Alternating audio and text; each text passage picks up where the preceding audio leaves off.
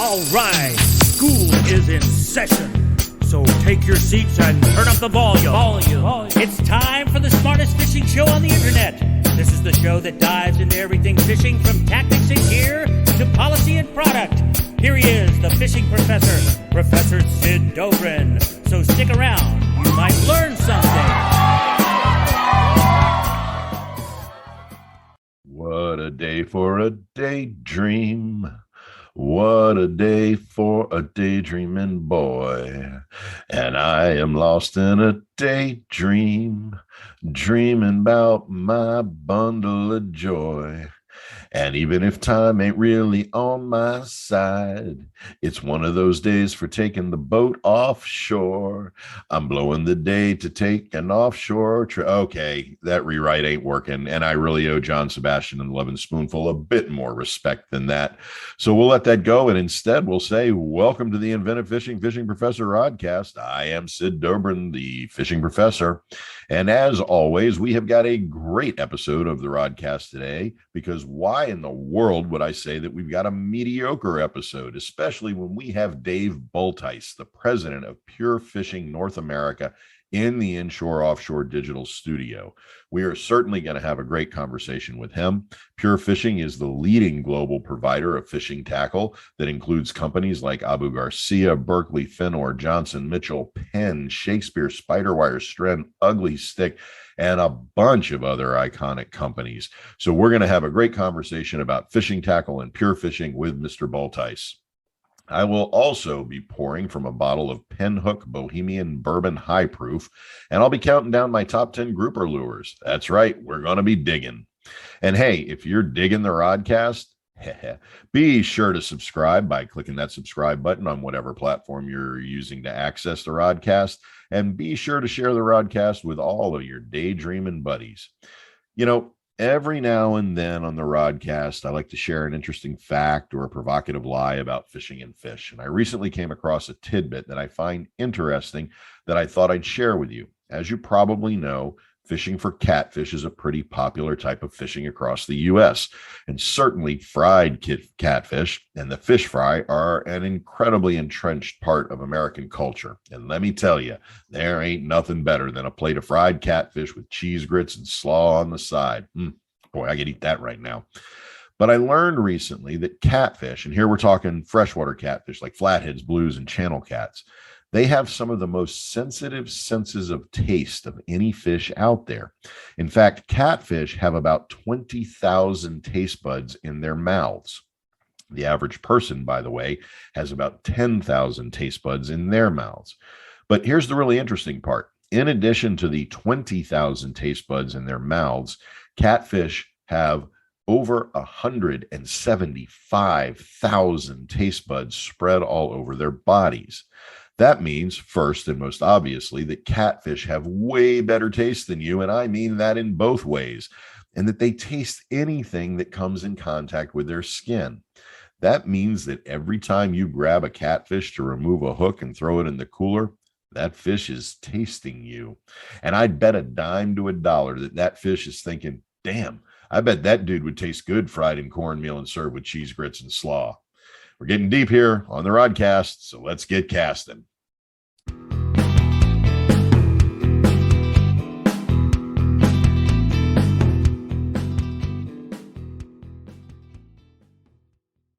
All right, I am really honored to have Dave Bulthuis in the Inshore Offshore Digital Studio today. Mr. Bulthuis was named president of Pure Fishing North America in 2019. Pure Fishing, which was founded back in 1937, is a global provider of fishing tackle, lures, rods, and reels with a portfolio of brands that includes Abu Garcia, Berkley, Fenwick, Fenor, Hardy, Johnson, Mitchell, Penn, Pfleuger, Shakespeare, Spiderwire, Stren, Ugly Stick, and Staal. That is to say, Pure Fishing is a conglomerate of some of the most iconic brands in fishing and is generally known as the world's largest fishing tackle company. Now, before joining Pure Fishing, Dave Bulthuis was vice president of sales for Costa Sunglasses, where he worked for 16 years developing Costa into a global leader in eyewear and really developing Costa as the premier eyewear company for anglers and other water enthusiasts. Now, before joining Costa del Mar, Bulthuis served as director of sales for companies like Fenwick Fishing Tackle. He has also been one of the most active voices in advocacy for anglers. He has served on the board of directors for Fish America and served for 8 years on the board of directors for the American Sport Fishing Association, where he also served as chairman of the board and is currently chair of the Government Affairs Committee. Now, in 2018, the American Sport Fishing Association honored Bulthuis with its most prestigious award, the Lifetime Achievement Award, for his commitment to recreational fishing in the sport fishing industry. I was fortunate to have been there when ASA President Glenn Hughes and ASA Chairman of the Board, Chris Megan, presented Mr. Bulthuis with the award in what was one of the most memorable and emotional award ceremonies I have attended. So, to really oversimplify it, Dave Bulthuis is one of those industry insiders who not only knows the ins and outs of the recreational fishing industry, but he's one of those guys who genuinely cares about fishing, about anglers, and about the future of fishing in the United States. Dave, I can't thank you enough for being on the Rodcast. Thanks for being here. Super glad to be here with you. Thank you for the great introduction, but I'm very fortunate that I fell in love with fishing when I was about 4 years old and have managed to find a way to make a career and let my passion intersect with my career ambition. So I've been very blessed and very fortunate, and I'm happy to be sitting here with you today. Thanks, Dave. So that's usually where we like to start, is to get a little bit of that origin story. So, you've been involved with the recreational fishing industry since you were in high school. And I'd like to hear a little bit more about how you transferred that lifelong passion into involvement in the industry. Well, briefly, I think like many people, I fell into an opportunity, discovered it, and developed a passion for it. I worked in high school at a large retail sporting goods store, and their fishing tackle departments in the summer, and ironically in their ski departments in the winter. But spent a lot of time working in selling fishing tackle, got to learn a little bit about the industry, went to college actually to study at Michigan State to study pre-law, ended up leaving school to go back and work for a while to make some more money. And before I went back, and I was fortunate enough to go back to work and manage the sporting goods store. And I met a sales representative agency. They offered me a job as a sales rep selling fishing tackle and sporting goods as a road salesman. So at a very young age, I got immersed in the world of the fishing tackle industry, representing some high profile manufacturers. Lived in Chicago for 12 years, representing companies such as Mann's, Humminbird, Bagley Baits, Plano, Shimano, other industry leading brands. From there, I moved to Florida. I started my own agency as a sales representative agency, not selling fishing tackle initially, but I was drawn back into the business. And from there, I actually left the representative industry, went to Fenwick as director of sales. And from there, I was recruited to go to Costa. So, it's been a long journey, but I've managed to work with some really wonderful and powerful brands. I've learned a lot, and I've had the benefit also of meeting some, people that were not only industry leaders, but also mentors of mine who've kind of guided me on my journey where I sit today as the president of Pure Fishing. So I heard you recently on our mutual friend Mike Leonard's podcast, The Politics of Fishing, giving the advice that if you want to get into the recreational fishing industry because you want to fish a lot, that might not be the best career path. Tell us why that is.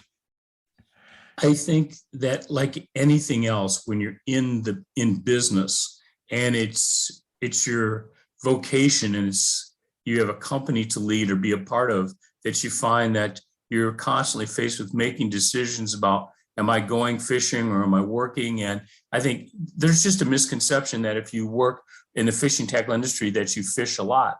Probably I don't fish any more than an avid recreational angler. I think people think, man, Dave fishes about 4 or 5 days a week, must be a great job. I wish I fished 4 or 5 days a week, but I don't. But it's a place where anytime you can make a living at something that you're passionate about, it doesn't feel like work. I think that's one of the benefits, but certainly as we come through this post-COVID era into whatever the new normal looks like, I look forward to getting back on the water more often.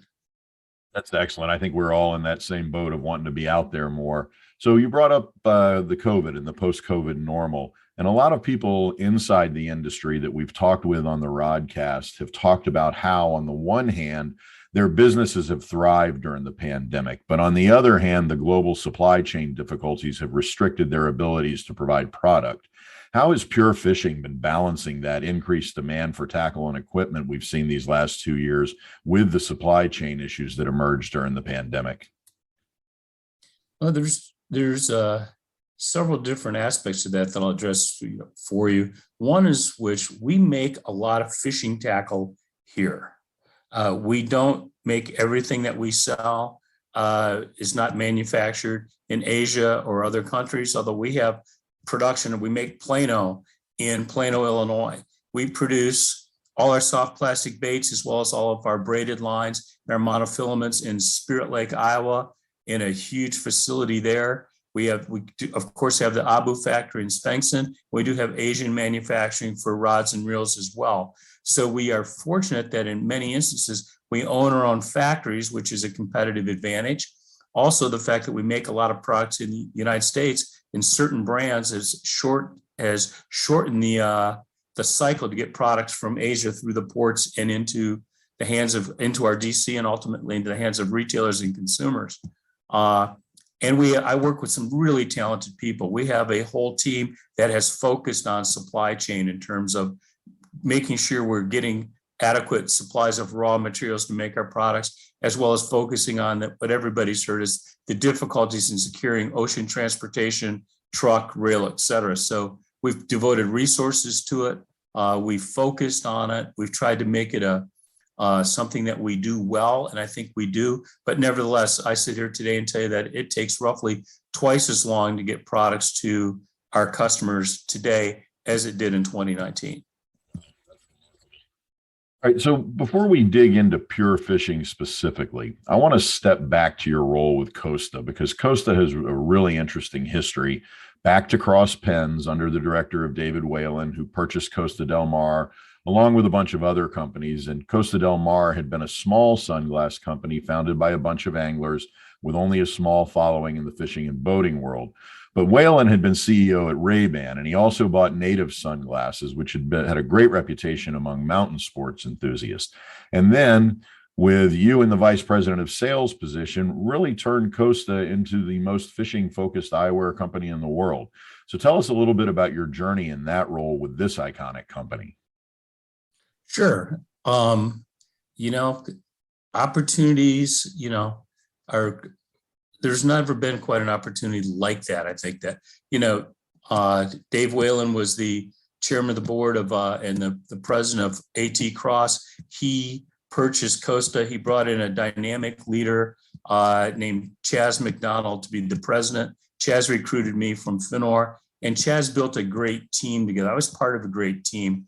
And I think that the market conditions were right. You had some people that were super passionate about not only the Costa brand, but also about fishing and about being successful. And, everything clicked.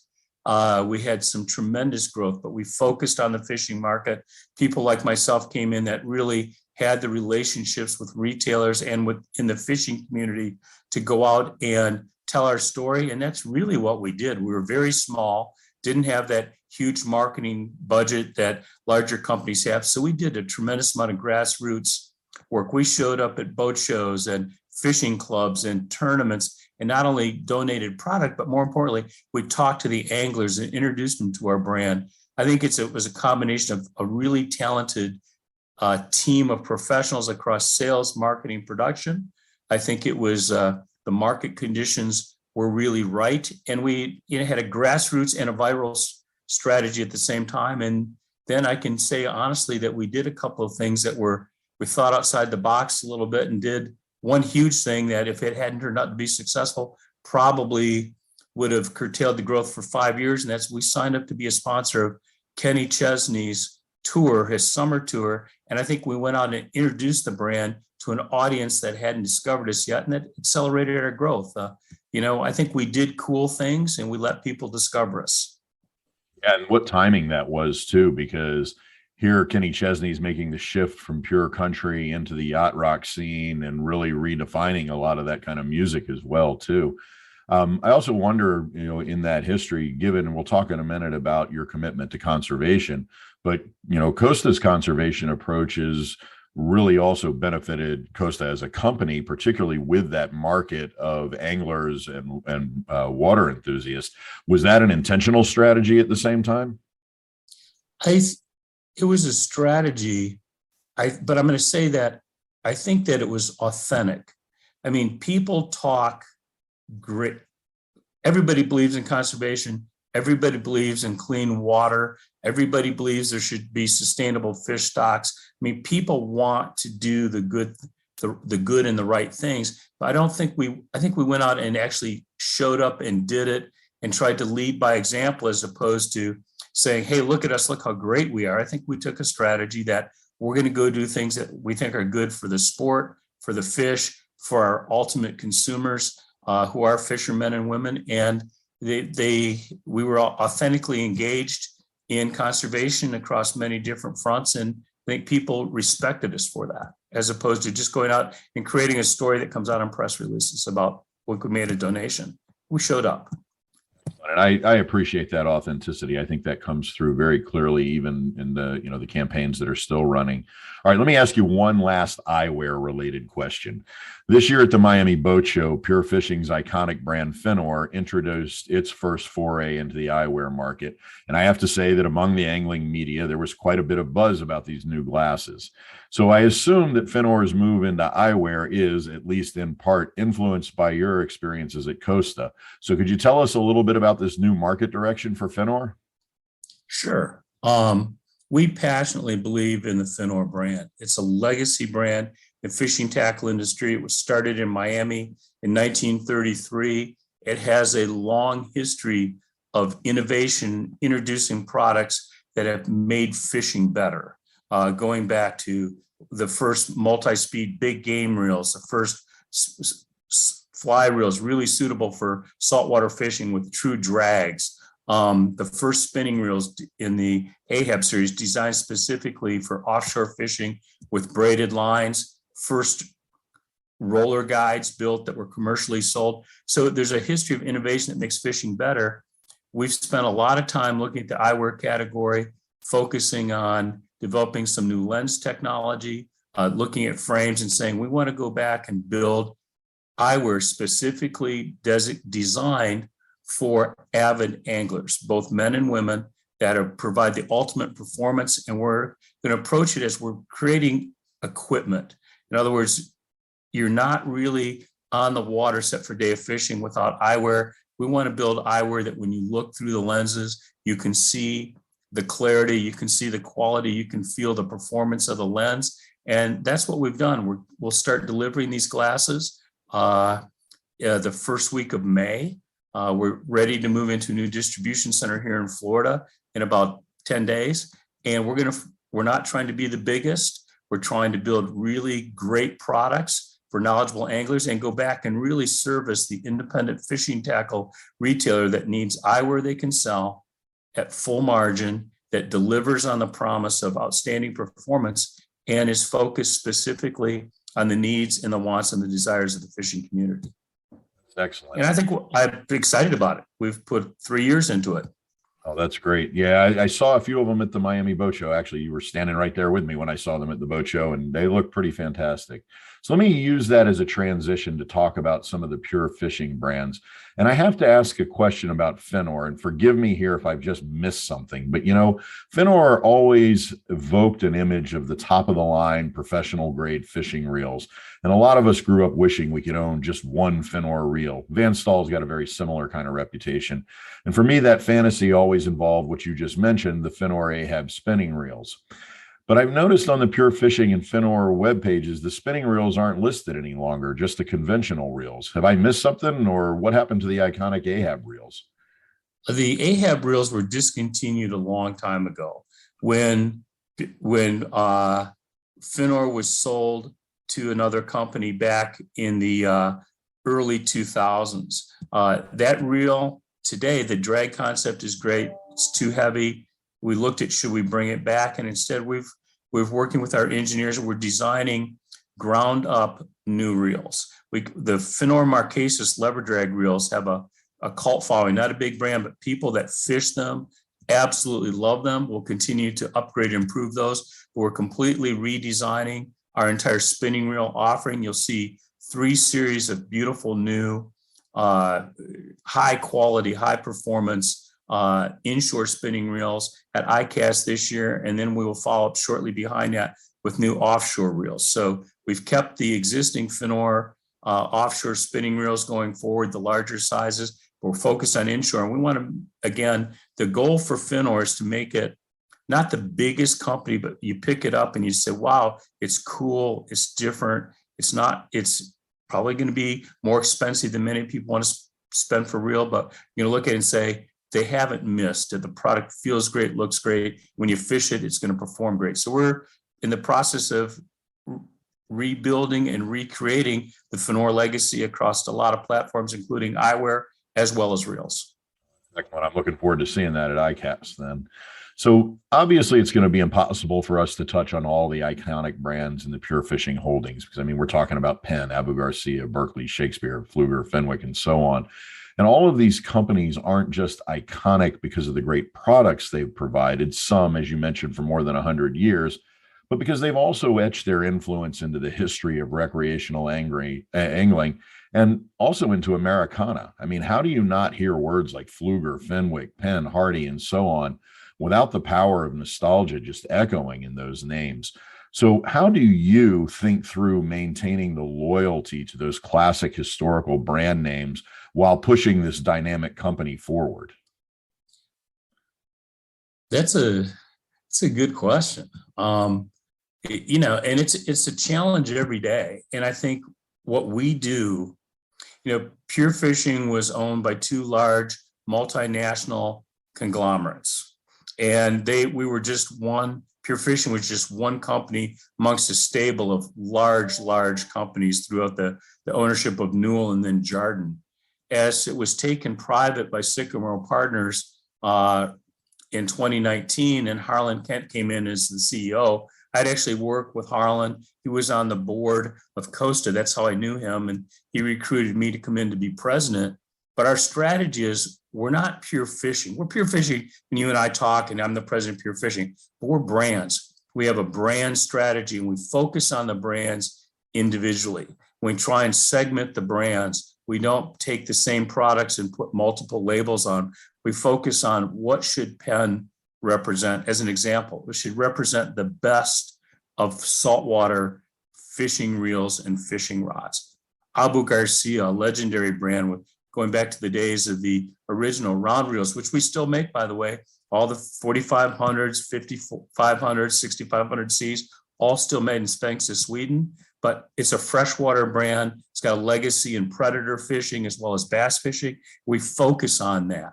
We focus on Fenwick as a specialty rod, as an example, designed for, you know, avid anglers, designed to be a middle price point to upper end fishing rod, but we break the brands down and focus on them individually. So really, in the end, Pure Fishing is a collection of powerful independent brands. That's what we focus on. That's how we talk to consumers. We don't talk to consumers through the mouth of Pure Fishing. We talk to them from Fenwick, from Abu, from Penn, from Plano, the leader in tackle storage. But I mean, it's a legendary brand, but we have people that are tasked every day to develop products for these brands, develop a marketing strategy, a marketing communication strategy for individual brands, and we have to focus on those. And consumers love brands. I think particularly now, my opinion is that with all these new reactivated and new anglers, you know, the American consumers like brands. They want to find brands that stand for something, performance, quality, you know, conservation, brands that do the right thing. But so we want to have that brand story and let people discover our brands and then engage with us, and we'll help them locate the products that best meet their needs for fishing. But very, very focused on a brand specific strategy across our entire portfolio. I think you probably just answered but I want to ask a kind of odd adjacent question then, specifically about Penn, because here's a company that really saw its initial success attributed to the economic situation of the Great Depression, when in 1933, the first Penn reels were sold to the Miller Auto Supply Company in Harrisburg, Pennsylvania. And the reels started selling because a lot of families were forced into subsistence fishing during the Great Depression. So a lot of Penn's success grew from a need for families to acquire food. And I love the fact that the first Penn reel, the Model F, was specifically designed for surf casting. So there's a powerful link between the economic situation of the Great Depression and the rise in the popularity of surf fishing. And I don't want to create a homology between the situation of the Great Depression and the situation we find ourselves in now post-pandemic. But as the president of Pure Fishing, how do you embrace that kind of just powerful history, not just of Penn, but pretty much every brand in the Pure Fishing catalog? Well, I think we'll focus on Penn specifically there. I think that, our goal with Penn is at any price point that we make products in, we want to offer performance, quality, and value. If you're a new angler last year in your coastal community, and you're going to walk into your local tackle shop and buy that first pre-mounted combo because you're going down to the pier with your son next Saturday to have a fishing experience, we want to give you a great product. If you're a serious offshore fisherman, trolling for big game in Costa Rica, Panama, Mexico, the Bahamas, we want to build great products in our internationals and torques, which we make still to this day. We make a number of reels, over 50 different models of reels in Philadelphia, in a plant that's over 90 years old. We want to offer that level of performance to the customers looking for. So we try and have with Penn, we have a broad offering of products at multiple price points. You can get started as a very casual saltwater angler with Penn, spending less than $100 for a rod and reel. And as you become more serious and more avid and grow, the Penn brand grows with you, offering you different price points, different feature sets that'll keep you engaged in the brand. So we like to offer a broad spectrum. Penn shouldn't be your second or third purchase. It should be, we want to build a product that you can walk into your local tackle shop and find the product that you need that will perform at a price you want to pay for it. And I think that Penn's story was, the legacy of Penn was building a value-based product to meet the needs of everyday anglers. And I think that's still part of our strategy. Yeah, absolutely. I know my grandfather was very Penn dedicated, he grew up with them and that was what he fished. And thinking about those great histories and those legacies of Pure Fishing brands, Pfleuger would have to be right there with that same kind of American heritage going back to 1880 in Akron, Ohio. I always found it interesting that Pfleuger carries the reputation of being a company that makes great reels, but the company really got its start making lures, and Ernest Pfleuger had more than 50 inventions that changed the lure manufacturing industry, including being the first company to use phosphoric paint on lures to give them more visual range and a kind of glow. Yet now the Pfleuger catalog doesn't include a single lure or a hook, and for a while, Pfleuger was the largest manufacturer of hooks in the world. But the Pfleuger Summit and the Akron casting reels really pushed the company forward. I'm sorry, I get all geeky about these kinds of histories in the industry. All right. But look, my first job was selling Pfleuger. The first rod and reel line I represented as a manufacturer sales rep when I was very young, just out of school, was Pfleuger. It was owned at that time by the Shakespeare company, and Shakespeare owned Pfleuger and Shakespeare, and I represented the Pfleuger brand in the upper Midwest. So I've got a long history with them. It's a fantastic brand with, as you've already mentioned, a long and storied history.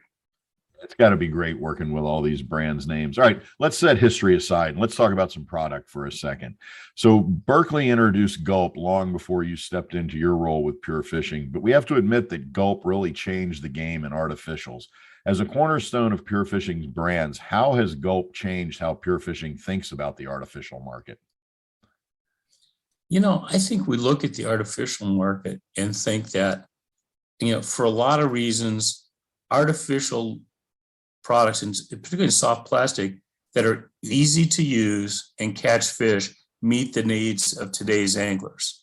It's often difficult. Look at kayak fishing. You can bring hopefully it's a Fraybill flow troll minnow bucket with you on your kayak and bring live bait. We own Fraybill, so it's a shameless plug. But the ability to have product that performs in a similar manner to live bait that's easier to transport, easier to store, easier to fish with. One of the things I think in general that we look at about making fishing easy really as part of the gulp strategy is with a lot of new anglers coming in this sport, we can make it too complicated. You need a product like a gulp or a power bait that, hey, you can get a popping cork, you can get a shrimp, you can get a jig head, put it on there, start to fish it, and without being a Bassmaster elite level angler, enjoy success so you stay engaged in the sport. So we look at gulp as a product that fishes like live bait, makes it easier to catch fish, and creates a better experience on the water and meets the needs of today's anglers because it's easy to transport, easy to carry with you, easy to store. It's just a great product. It really has changed fishing. Same kind of question about Spiderwire, which also had a big effect. How did Spiderwire impact the way we think about and use fishing line? It changed it completely.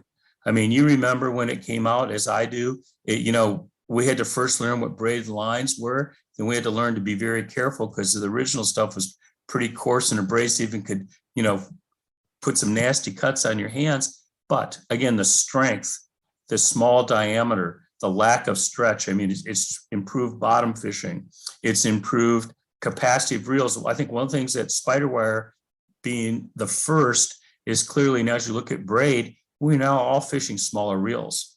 The growth in smaller reels with more drag is directly the result is you don't need a 6,000 size reel to fish 50-pound line if you're fishing 50-pound braid because the diameter 20. So I think it's created, new eras of sensitivity, strength, makes it easier to drop, fish deep with because there's less drag. The line goes down faster, straighter. Braided lines today are, really, I think it's been one of the biggest innovations in fishing. We're actually just introduced a new Spiderwire braid this year called DuraBraid, which to our test shows the most abrasion resistant braid manufactured by anybody, including our competitors. And so we're going to continue to try and innovate with Spiderwire, but certainly braided fishing has changed the types of reels, the types of rods, the types of fishing we do across fresh and salt. Excellent. Yeah, that's great stuff. All right, let's shift and talk about policy for a minute. And I think we can agree that of the 46 million plus registered anglers in the U.S., most don't pay attention to the policies that affect their fishing lives, both locally and federally. You've clearly made recreational fishing policy central to your professional efforts, both through the companies you've worked with and through your advocacy with organizations like ASA. I want to ask you why you got interested in policy. I got interested in it because first of all, I'm interested in politics anyway. Became concerned and interested in the politics of fishing, and that is, how could we have, the largest participant sport in the United States generating billions of dollars in economic growth and revenue, paying, tens of millions of dollars in taxes being paid, hundreds of thousands of jobs supported. And yet every policy decision that appeared to be coming out of Washington, D.C. in terms of federal fisheries management seemed to completely ignore the recreational angling community and seemed to favor commercial fishing. And I have no issue with commercial fishing. It's an American jobs. I support it. However, the economic drivers of rec fishing are far greater than economic drivers in the U.S. of commercial fishing. Yet the allocations of fish, the seasonality, the bag limits, et cetera, clearly were not benefiting recreational angling. So I was attracted to do that, partly because it was good business when you're working in the fishing tackle industry to make sure that your customers can have an enjoyable day on the water and catch some fish. The other thing is it just from a standpoint of it makes my personal interest in fishing. I want fishing opportunities for myself, for my kids, and for my grandkids. And that won't happen unless we make sure that the recreational fishing community has a seat at the table when policy is being made. You serve as chairman of the Government Affairs Committee for the American Sport Fishing Association. And we've seen a lot of complex policy issues unfold over the last several years. The Modernizing Recreational Fishing Act, the debacle over red snapper in the Gulf of Mexico, the Forage Fish Act, matters of invasive species, California drift nets, abandoned mining lands, policies regarding ethanol, Pacific salmon, pebble mine, Bristol Bay plastics, stripers, and so on. So from your experience, what are the policy issues that American anglers should be most attentive to right now? I look at fisheries management in both fresh and salt, although a lot of the federal issues deal certainly more with the oceans and saltwater than they do with freshwater. But I look at it as under the umbrella of access, and that's access to fish, access to boat ramps, access to parking at boat ramps, access to sustainable fisheries, clean water. I think everything in policy rolls up in one form or another under the issue of access. And I just think that that's, if you're going to focus, you focus there. I mean, and that encompasses everything from building artificial reefs to attract more fish, so you have more access to, in terms of productive places to fish. You know, certainly with all the new boats being sold and the fact that people have rediscovered fishing and gotten outside again, you know, one of the challenges we have in many states like Florida, where I live, is making sure that we have adequate number of boat ramps, and at those boat ramps, adequate amounts of parking for trucks and trailers. So I look at access as the overarching issue. There's some new ones coming up that I don't know if I'm concerned yet or not, but certainly you're seeing just permitting on both coasts in large swaths of the ocean for offshore wind productions, solar wind production to generate electricity. We don't yet know the effects that those huge electric fields are going to have running, you know, electric current under miles of cable are going to have on the fish. Can we fish there? Will these become productive fisheries similar to oil platforms in the Gulf, or will they be places where recreational anglers are kept out? There's a lot of things to be decided on the wind power. There's a lot of things to still be determined on, you know, red snapper. And the big thing is we being the federal government, which is our government, they make policy decisions every day. And the one clear thing they never know is they don't know how many fish there are. You know, fish accurate stock assessments and accurate counts of fish. How do you determine that there can only be a 2-day recreational season for red snapper in the South Atlantic when no one knows how many fish there are? The anecdotal evidence that shows that the abundance in red snapper is maybe at the highest level it's ever been. And then you have a 2-day season, because how do you get that data collected, counted, scientifically verified, and then make sound decisions based on facts rather than algorithms? So I think that inability to count fish, to do accurate stock assessments is a huge issue across all fisheries. And I want to use that to tie into another question here. You've spoken publicly a lot about the relationship between conservation and recreational fishing, and clearly that commitment has manifested through your leadership roles. How will Pure Fishing address conservation moving forward? We work with a number and support a number of nonprofits that, you know, in groups that focus on fishing. We work with Center for Sport Fishing Policy. We work with the Congressional Sportsmen's Foundation. We work with the American Sport Fishing Association on policy in Washington. We work with groups that tag and count fish. We're charter supporters and members of Gray Fish Tag Research, which is putting out thousands of tags used in all over the Western Hemisphere, California, Mexico, Costa Rica, Florida, the Northeast, and we're doing a lot of satellite tagging with them.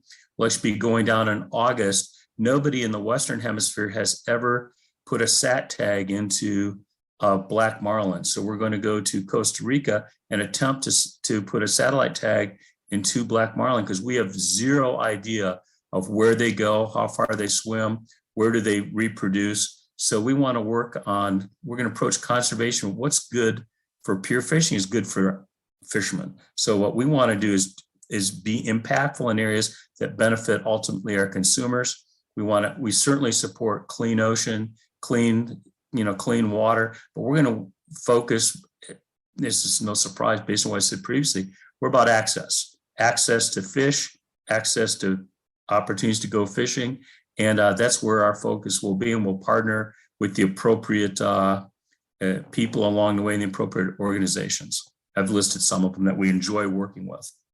I really hope you bring a film crew to document that Black Marlin expedition. That sounds fantastic, and it'll be important when that data comes in.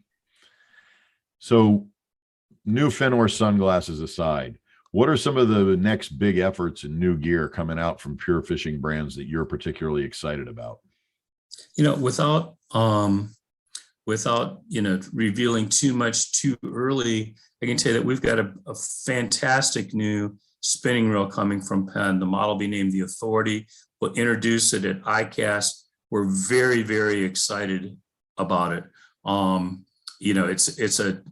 It's going to be a reel that I think, at regardless of price point, and it's going to be the most expensive spinning reel we've ever built for Penn, but it's going to be a product that's built to last a lifetime. It was in design when I came here in 2019, and it's taken us this long to get it to market, but it's very, very excited about that.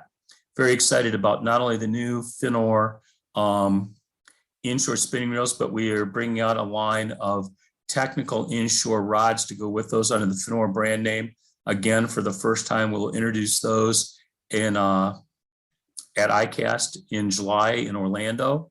Very excited to continue the expansion of power bait max scent, and expanded gulp offerings from Berkley, as well as to continue to innovate and lead with some new introductions in Spiderwire. So when you get to us, we're focused on having new product introductions across all of our major brands, and they'll be different. We'll look to, at the same time, we want to build this incredible spinning reel that I want to fish with, or you want to fish with, from the Penn brand. We're also going to bring out, new combos under the Shakespeare brands to address the needs of entry-level fishermen, build them a product, again, that's easy to use, quality, durable, affordable, and catches fish. So we're not going to just focus on one end of the price spectrum, but we'll focus on bringing out innovation across all our platforms and all our brands. And that is, I think, from 2019, 2018, when Harlan Kent came to Pure Fishing as part of the Sycamore Partners ownership group, the focus has been on innovation. And we have the scale and the resources that allow us to focus on across multiple brands. And we're a foot to the gas on innovation. Because, fishermen, they're like anything. They want to see what's new. A retailer's best customer is not the guy or woman who walks through the front door and says, "What do you got on sale?" It's your best customer is the person who walks to the front door and says, "What's new? What do you got today that I didn't, when I was in here last week, you didn't have?" So new drives this industry. Innovation drives this industry, and it certainly drives Pure Fishing. You got me jazzed for ICAST more than I usually am. I'm looking forward to that new product showcase Tuesday night. I'm going to plug it. It's ICAST is, it was last year, was great to be back. I think this year you're going to see more manufacturers back. You're going to see the international component from Canada and Asia that couldn't attend last year. It's going to be a dynamic, terrific show. I can't wait to get there. Me too. It's really one of my favorite times of the year. So you mentioned Shakespeare, and before I get to our traditional wrap-up question, I got a quick little story for you, Dave.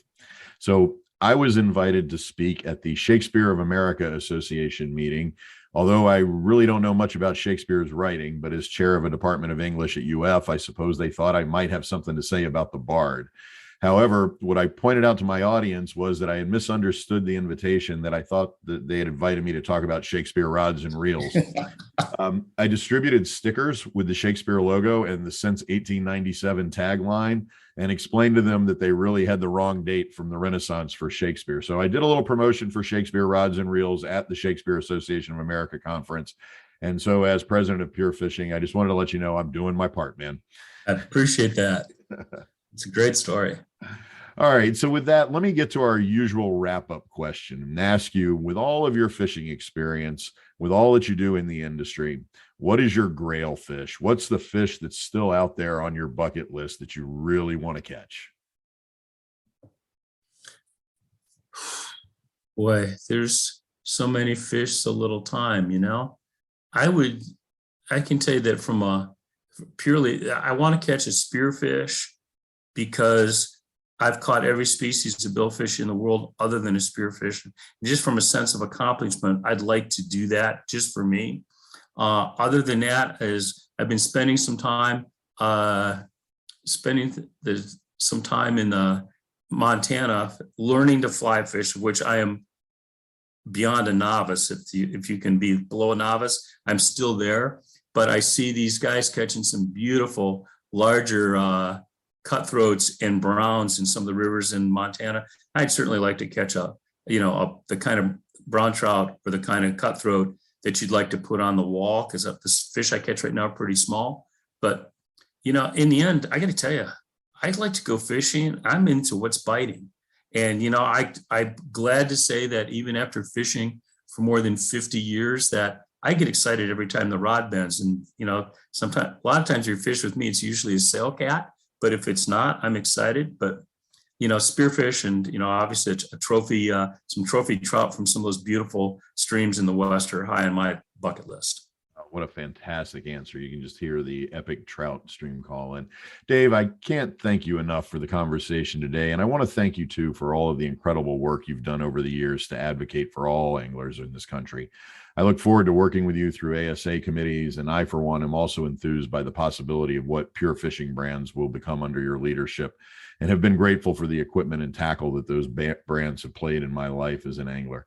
Dave, thanks so much for being on the Rodcast. Oh, thank you very much for having me. And just let me say one thing. I've been very lucky to work for companies like Pure Fishing and like Costa that provided me the opportunity to engage in some of the policy and government affairs issues that I've been able to focus upon. So I'm grateful for the companies I've worked with along the way as well. And thanks for having me. Oh, gladly. Been wanting to have this conversation for a while. So take care, everybody. And thanks, Dave Bulthuis.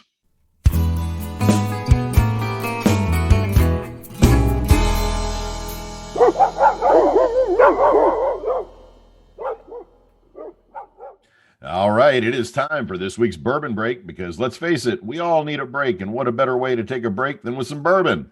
This week, I want to take a look at Pinhook's Bohemian Bourbon High Proof. What a great name for a whiskey company, by the way, particularly for a company that works in those old Kentucky traditions of bourbon making. But the term Pinhook actually has deeper roots in Kentucky horse racing traditions and tobacco farming traditions. You see, pinhooking was a term used in Kentucky tobacco farming when a tobacco speculator would be at a tobacco market and would identify a farmer's plants as being the plants he wanted to invest in.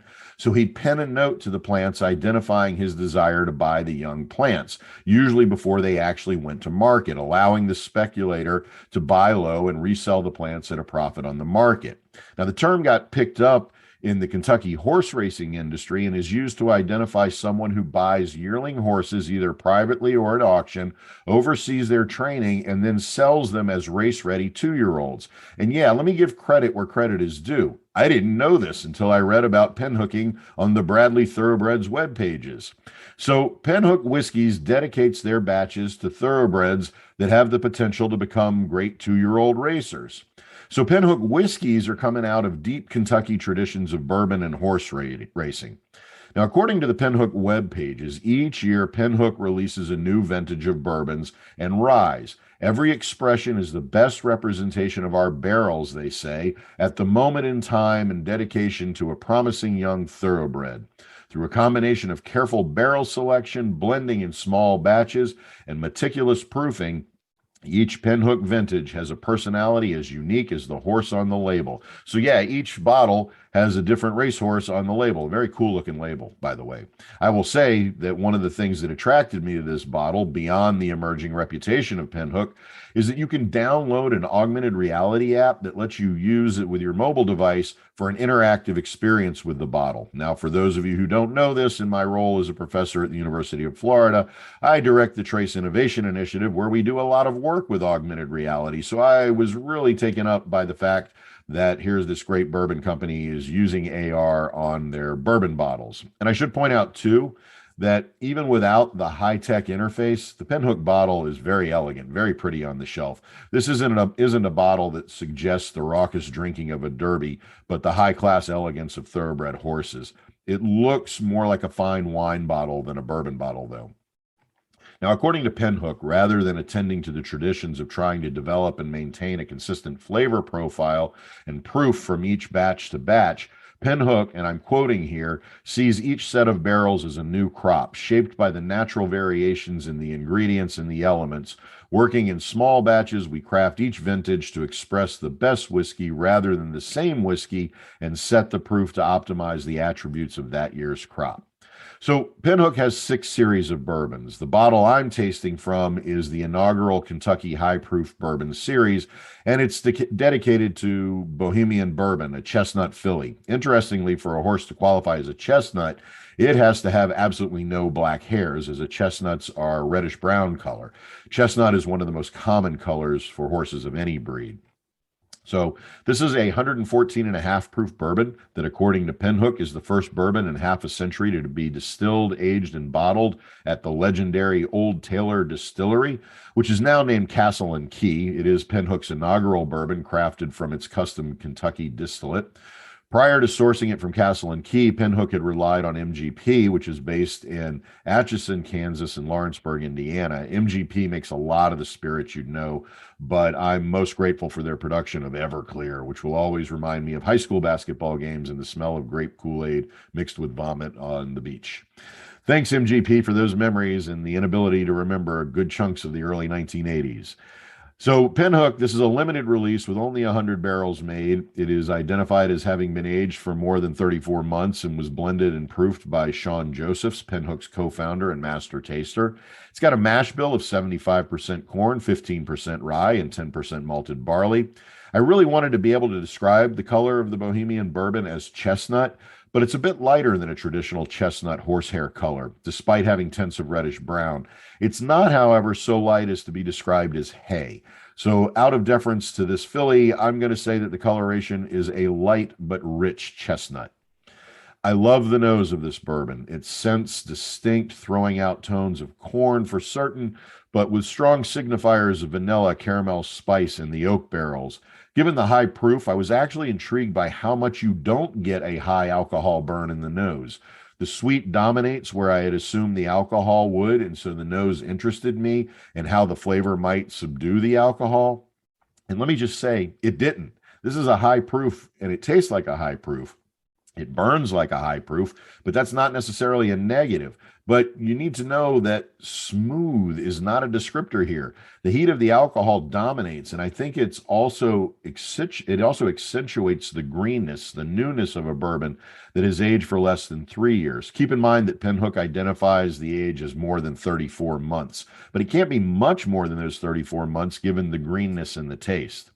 The sweetness that dominates the nose is still there, but it's on fire in an alcohol burn. The balance shifts the heat, and really, though, throughout the taste spectrum, that's the dominant flavor, burn. And at the end of the palate, there's a bit of the oak, but it's a greener oak flavor, not a rich, charred, old oak taste. Look, I get what Pinhook is trying to do here to create a unique approach to their brands, not wanting to try to make each batch and the last, and even exactly like the last, and even the move from outsourcing from MGP to Castle and Key makes sense. But I think they rushed this batch a bit. The green oak taste at the end of this taste experience leaves me wishing that Pinhook had let the whiskey sit in the oak for about twice as long and maybe charred up those barrels just a bit more to move the flavor from green to smoke, from the yearling to the race-ready bourbon. And at $50 a bottle, I wish they hadn't put this one on the track quite yet. And so those are my thoughts about Pinhook Bohemian Bourbon High Proof. And as a final note and my regular disclaimer, as always, please keep in mind that the Fishing Professor Bourbon Break reviews are not sponsored. The distillers have not sent me samples, nor do they influence my reviews at all, though I am always open to sponsorship, bribery, and extortion. The bourbons I review are purchased out of pocket, and my reviews are based on my keen sense of bourbon know-how developed over many years in many of this country's finest watering holes, drinking establishments, dives, pubs, honky-tonks, and back alley speakeasies. Hey, speaking of, let me give a quick shout out to the long closed and gone King Arthur's in Norfolk, Virginia, serving underage drinkers since the early 1980s. Thanks for the warm beers and crappy cover bands. And yes, here's to those who wish us well. All the rest can go to hell. As always, if you got a comment about this week's Bourbon Break, feel free to email me at sid@inventivefishing.com or use the comment section on any of the platforms through which you're accessing the Rodcast. Let's get back to that Rodcast.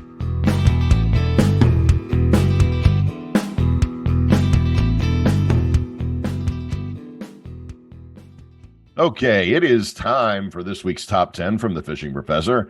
And this week, I want to take a look at my top 10 grouper lures for both digging and jigging for grouper.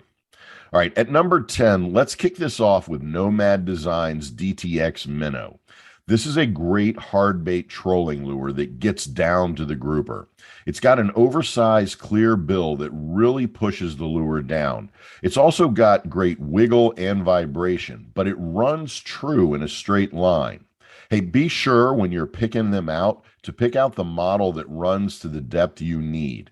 The DTX 220 LRS dives to 50 feet, the DTX 200 dives to 40 feet, and the DTX 140 and DTX 165 will dive to 30 feet. One of the things that I like about these lures too is that while many anglers troll them fast, like around 10 to 14 knots for wahoo and tuna, they can be slow trolled like 4 to 6 knots and still get down deep to the grouper. I find that you need to slow down a bit when you're digging for grouper.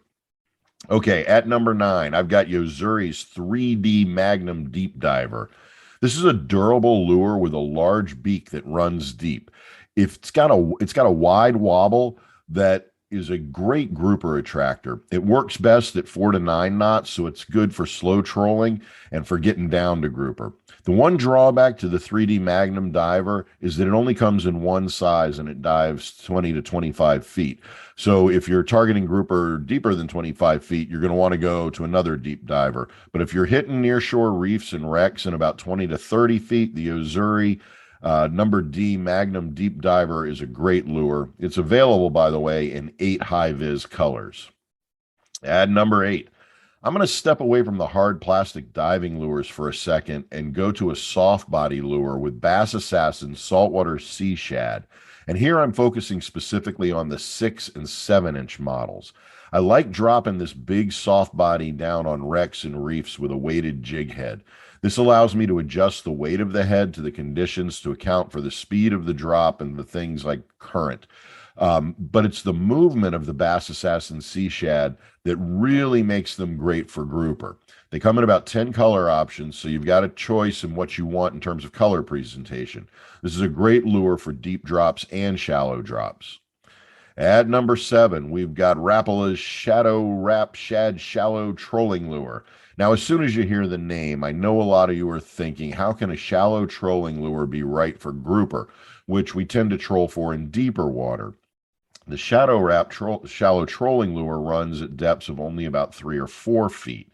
But that's the depth I like to run the lure when I'm trolling for strawberry grouper or other nearshore grouper when they hole up in the shallow rocks and holes. In fact, I've used the Shadow Rap Shad Shallow Trolling Lure slow trolling across the limestone holes along the flats outside of Crystal River and along the flats of the lower Keys and picked up a lot of grouper that way. It's available in 26 colors, but I have to say that my favorites for inshore grouper are the Clown, the Ghost Shiner, and the Imposter patterns. Okay, at number 6, let's go with one of the most versatile lures out there, not just for grouper, but for king mackerel, dolphin, wahoo, and tuna, as well as a ton of other fish. And I'm talking about the Huntington Stainless Steel Drone Spoon. The Huntington Drone Spoon is one of the most tried and true lures out there. They've been used for over 100 years, first appearing on the market in 1918. Now, for grouper fishing, you'll want to pair the drone spoon with a planer, and the size planer you use will be dependent on the depths you're fishing. And for a lot of grouper fishing, that means a number 4, 5, or 6 planer to get down to the depths of 30 or 40 feet. For the Huntington Drone Spoons, too, I like to fish them in the 1 to 4 size range. Keep in mind that those are not inches, but the spoon size. So, for example, say the size 2.5 drone spoon is 4 3/4 inches. I don't like to go over the size 4, which is 6¼ inch spoon, or smaller than a size 1, which is a 3¼ inch spoon. All in all, though, the Huntington drone spoon is a reliable lure for grouper and for so many other target species. Sitting at number 5, I'm going to go generic, and I'm going to tag the white bucktail as a top-notch jigging lure for grouper. Yeah, I know, a lot of grouper anglers like to add a little color to their bucktails, like a flare of red or a chartreuse grubtail edition. But when it comes down to it, the classic white bucktail is a fundamental grouper jig. Okay, at number 4, I'm going to come back to Yo-Zuri and their Crystal 3D Minnow Deep Diving Trolling Lure. This is another great slow trolling lure, making it ideal for grouper. It trolls ideally at the speed of 3 to 6 knots, maintaining a great wobble action and also a really tight straight troll line. The oversized clear beak gets the lure down. It comes in a 5¼ version that weighs 7/8 of an ounce and a 6-inch version that weighs 1 3/8 ounces. Keep in mind, though, that even though Yo-Zuri calls this lure a deep diver, its diving range really is between 10 and 20 feet. One of the great features of this lure is its visibility. It's got an internal 3D prism finish. Also, there's a jointed version that adds some extra wiggle to the action that's worth using for grouper, too. Okay, at number 3, I've got the live target pinfish. Now, this isn't a trolling lure or even a jigging lure per se, but anyone who has dropped a live pinfish down on a wreck or a reef knows that they are grouper candy. The live target pinfish swim bait is one of the best pinfish imitators out there, and I find it very effective on shallow reefs and wrecks for grouper. Comes in 2 sizes, a 3.5-inch 3/4 ounce version and a 4-inch 1-ounce version. I prefer the larger of the two when grouper fishing. Comes in 2 lifelike color options too.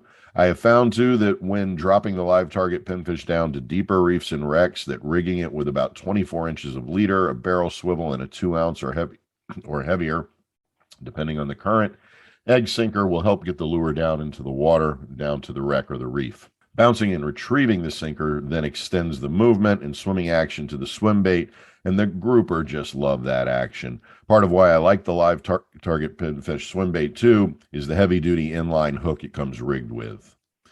Okay, in the runner-up position, we turn to a classic, reliable, resilient, top-performing lure, and that's Mann Stretch Series diving plugs.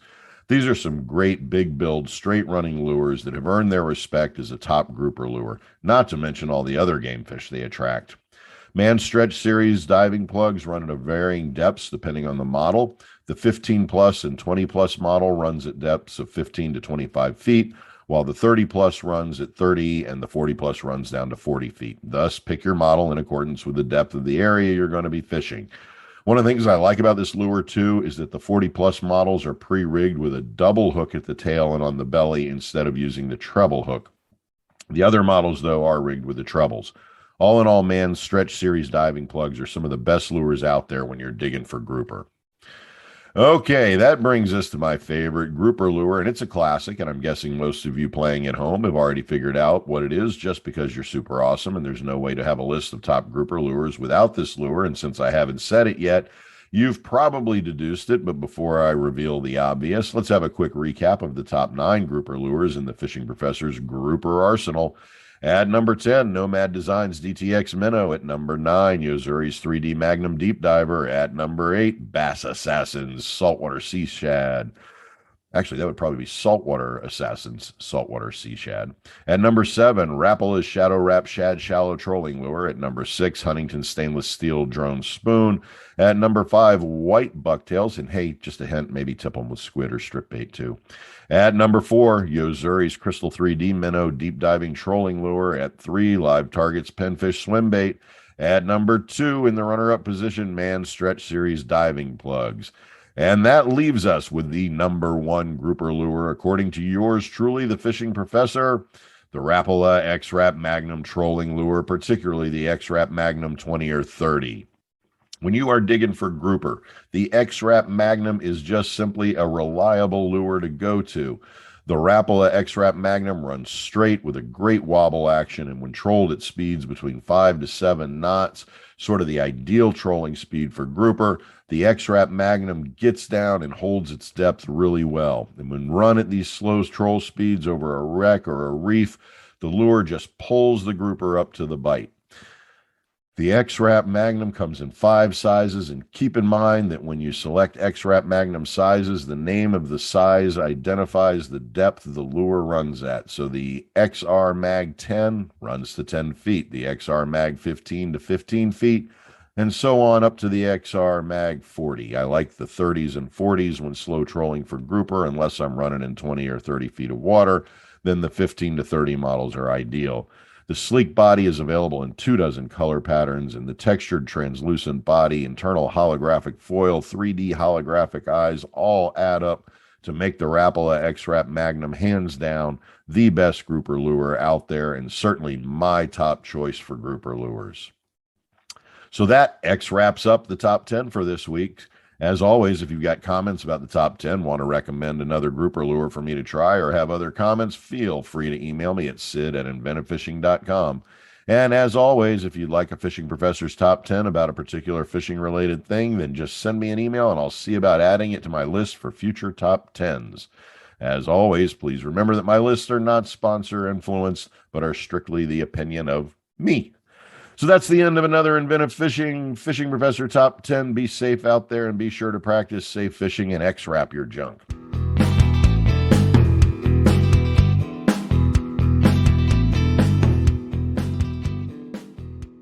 Oh, well, that brings us to the depressing moment of the Rodcast where we have to say goodbye. But like one of my favorite authors, Dr. Seuss, so gracefully said, "Don't cry because it's over, smile because it happened."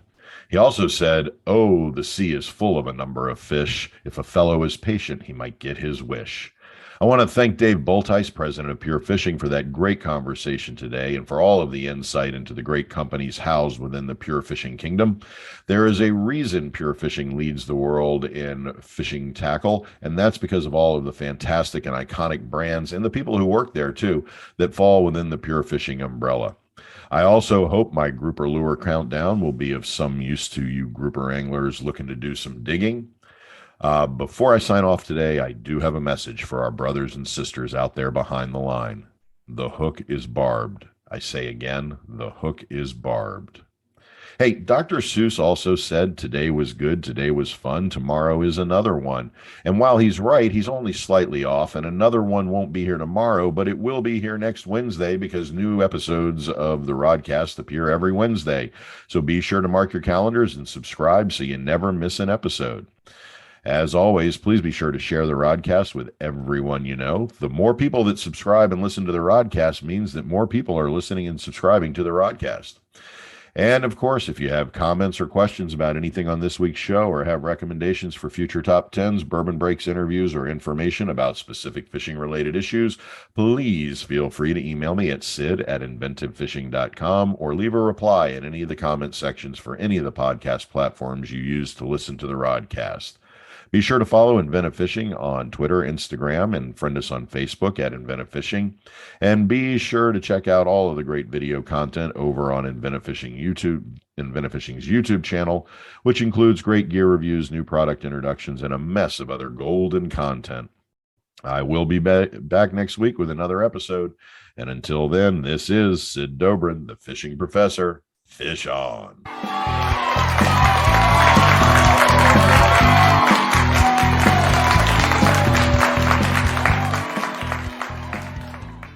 The Fishing Professor Show is copyrighted by Inventive Fishing, LLC. Any rebroadcast of the podcast without the consent from Inventive Fishing, LLC is strictly prohibited. Fish on!